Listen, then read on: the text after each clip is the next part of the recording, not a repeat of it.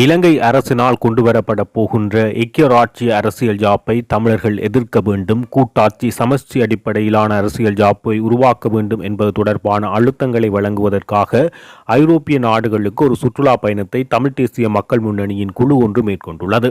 தமிழ் தேசிய மக்கள் முன்னணி சார்பில் அதனுடைய தலைவரும் பாராளுமன்ற உறுப்பினருமான கஜேந்திரகுமார் பொன்னம்பலம், முன்னாள் பாராளுமன்ற உறுப்பினர் செயலாளர் செல்வராசா கஜேந்திரன் மற்றும் முன்னணியினுடைய ஊடக பேச்சாளர் கனகரத்னம் சுகாஸ் மற்றும் சட்ட ஆலோசகர் காண்டீபன் மற்றும் தீபன் திலீசன் ஆகியோர் இந்த குழுவில் பங்கு பெற்றிருக்கிறார்கள். இவர்கள் Norway, Netherlands, Denmark, Germany, Belgium போன்ற நாடுகளில் பல்வேறு ராஜதந்திரிகள், தூதுவர்களை சந்தித்து ஐக்கிய ராஜ்ய தொடர்பிலும் அனுர அரசாங்கத்தின் புதிய அரசியலமைப்பு தொடர்பிலும் பல்வேறு கலந்துரையாடல்களையும் விளக்கங்களையும் தொடர்ச்சியாக வழங்கி வருகிறார்கள். இந்த நிலையில் இவர்களுடைய இந்த பயணம் தொடர்பில் விடுதலை புலிகளினுடைய தலைவர் வேலுப்பிள்ளை பிரபாகரனின் அண்ணனினுடைய மகன் மனோகரன் கார்த்திக் இது தொடர்பாக சில விடயங்களை தெளிவுபடுத்தியுள்ளார். இந்த தமிழ் தேசிய மக்கள் முன்னணி குறிப்பாக செல்வராசா கஜேந்திரனின் காட்டி கொடுப்புகள், அவர் எவ்வாறு கோடபாயாவுடன் இணைந்து காட்டி கொடுப்புகளை மேற்கொண்டார் மற்றும் நோர்வேயில் இவர்கள் சந்தித்தவர்கள் எவ்வாறு விடுதலை புலிகளுக்கு எதிராக காட்டி கொடுப்புகளை மேற்கொண்ட நபர்கள் என்பது தொடர்பாக சில விடயங்களை அவருடைய சமூக வலைதளத்தின் ஊடாக காணொலி ஒன்றின் ஊடாக வெளிப்படுத்தி அது வைரலாக பரவி வருகிறது. இது தொடர்பான அவருடைய அந்த ஒளிப்பதிவு இணைக்கப்பட்டுள்ளது. கஜேந்திரகுமார் பொன்னம்பலம், செல்வராஜா கஜேந்திரன், சுகாஸ், காண்டீவன், இன்னும் ஒரு போகிறாள், பல பேரும் நோர்வேக்கு அரசியல் சுற்றுப்பயணம் என்று சொல்லிக் கொண்டு வந்தவன். இவர்களுடைய வருகை சம்பந்தமாகத்தான் இந்த விஷயத்தை நீங்க வெளியாளப்படணும். இதுல ஒரு தகவலுக்கு நான் பின்னோக்கி போகிறேன். 2009 ஆண்டு மே இறுதி யுத்தம் முள்ளிவாய்க்கால நடக்க செல்வராஜா கஜேந்திரன் நோர்வேல டிசிசி அலுவலகத்தில் தங்கியிருந்தவர். அதுக்கு அண்மித்த கால பகுதியில் அவற்ற பிரதரை இலங்கை இராணுவம் கொட்டாவ பகுதியில் கடத்தேக்க இவர் கோட்டபாயக்கு டெலிஃபோன் அடித்து கோட்டாவோட டீலை போட்டு தன் சகோதரத்தை மீட்டவர் உயிரோட. இங்கே இருந்து வெண்ணிக்குள்ள விடுதலை புலிகள் என்ன கட்டமைப்பில் இருக்கணும், என்ன பலயினத்தோட இருக்கணும் என்று சொல்லி கோட்டாக்கு நேரடிய வாட்ஸ்அப்பிலையும் டெலிஃபோன்லையும் தகவல் கொடுத்தோண்டிருந்த பிறகு இவற்றை வீசா அந்த காலத்தில் முடிஞ்சிருந்தது. நோர்வே அரசாங்கம் இவரை வெளியேற சொன்னது. இவர் அகதி அந்தஸ்து கோர போறோம்னு சொல்லி போட்டு நின்றவர். அப்ப வாழ்வுக்காக வருமானத்துக்காக இங்க கக்கூசு கழுவுற தொழில் செய்து கொண்டிருந்தவர். இந்த ரென் ஹால்ட் சொல்ற கிளீனிங் தொழில், டாய்லெட் கிளீனிங், அதாவது பள்ளிக்கூடங்கள்ல சின்ன பிள்ளைகள கக்கூசுவல், டாய்லெட்டுவல், பாத்ரூமோட பள்ளிக்கூடம் முடிய கழுவி விடுறது. இதைத்தான் அவர் முழு நேர தொழிலா செய்து கொண்டிருந்தவர். அப்ப இவர் செய்த துரோகத்தனம் என்னன்னு சொன்னால், 2009 ஆண்டு நவம்பர் 27 மாவீரர் நாளுக்கு இங்க விளக்கேற்றப்பட போது மாவீரர் நாள் மண்டபம் தயார். மக்கள் எல்லாரும் மண்டபத்துக்கு போயினோம். ஒரு மாசத்துக்கு முதலே அறிவிச்சாச்சு.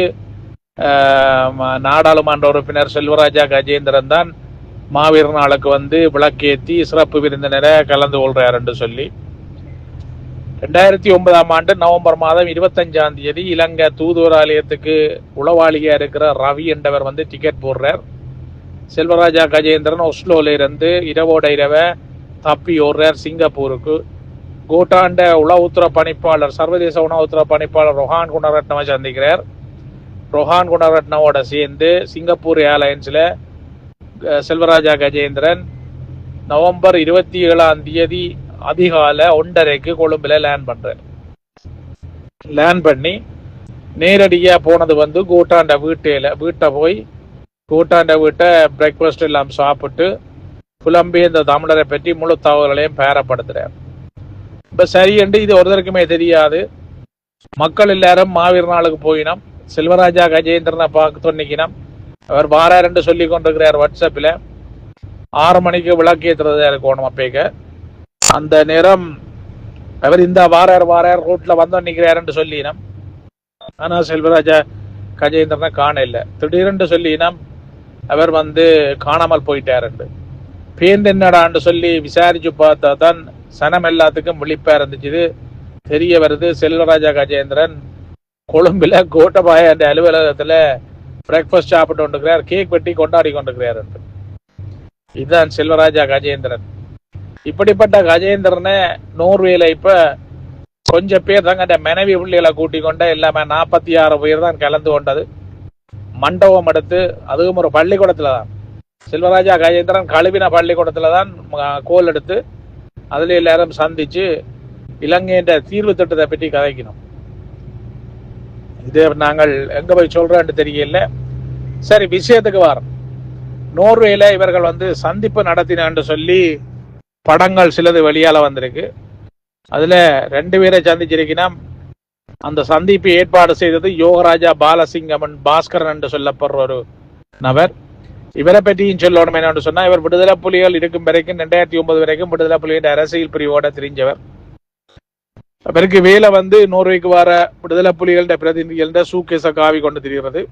அப்புறம் அதுக்கப்புறம் என்ன செய்தவர் என்று சொன்னா, இலங்கையின் உளவுத்துறை பணிப்பாளர் நோர்வே கிளை, இலங்கை உளவுத்துறை பணிப்பாளர் ராணுவ உளவுத்துறை பணிப்பாளர் நோர்வே கிளைக்கு ரேணுகாண்ட ஒரு பொம்பளை பொறுப்பு. அவர் ராணுவ குடும்பத்தை சேர்ந்தவர், சிங்கள பொம்பளை. ரேணுகாவோட சேர்ந்து ஹார்மோனி டயலாக் ஒன்றை உருவாக்கி 10 வருஷம் இலங்கை ராணுவ புலனாய்வுத்துறைக்கு வந்து கிழமையில 3 நாள் சந்திச்சு கெட் டுகெதர் செய்து கொண்டிருந்தவர் தான் இந்த யோகராஜா பாலசிங்கம். அவர் வந்து இந்த தொழிற்கட்சிக்கு புறத்தால தெரிகிறவர். இவரால தான் கம்சாயினி என்ற ஒரு பொம்பளை வந்து, ஒரு சின்ன பிள்ளை வந்து இளையோர் அமைப்பில் இருந்தது வந்து இந்த தொழிற்கட்சிக்கு கொண்டு வரப்பட்டது. கம்சாயினி நோர்வேல எல்லா தமிழ் இளைஞர் யுவதிகளும் கொண்டம் பேக்கெட்டை போட்டு படத்தளம் கொண்டு சொல்லி விளம்பரம் கொடுத்த பத்திரிகையில திருப்பி மைத்திரி ஜனாதிபதியா இருக்க இலங்கை அரசாங்கத்தின் விசேட பிரதிநிதியா இலங்கைக்கு போய் யாழ்ப்பாணத்துல யுத்தத்தால கணவன் அணைந்த புருஷ பெண்டாட்டிமார் எல்லாரும் தமிழ் பொம்பளைகள் எல்லாரும் கொண்டம் பேக்கெட்டை போட்டு தேயுங்கன்னு சொல்லி யாழ்ப்பாணத்துல ஓப்பனா மீட்டிங்ல சொன்னவ சேர்ந்து மைத்திரியால தங்கண்ட அரசுக்கு தமிழ் மக்களை காட்டி கொடுத்ததுக்காக அவருக்கு மெடலும் கொடுக்கப்பட்டு பதக்கமும் போடப்பட்டு மாலையும் அணிவிக்கப்பட்டு அது படங்களும் வெளியால வந்தது. ஆகவே வந்து அவ இன்றைக்கு நோர்வேல எங்கண்ட பைசிக்கல் குரூப் வந்து சந்திச்சிருக்கு.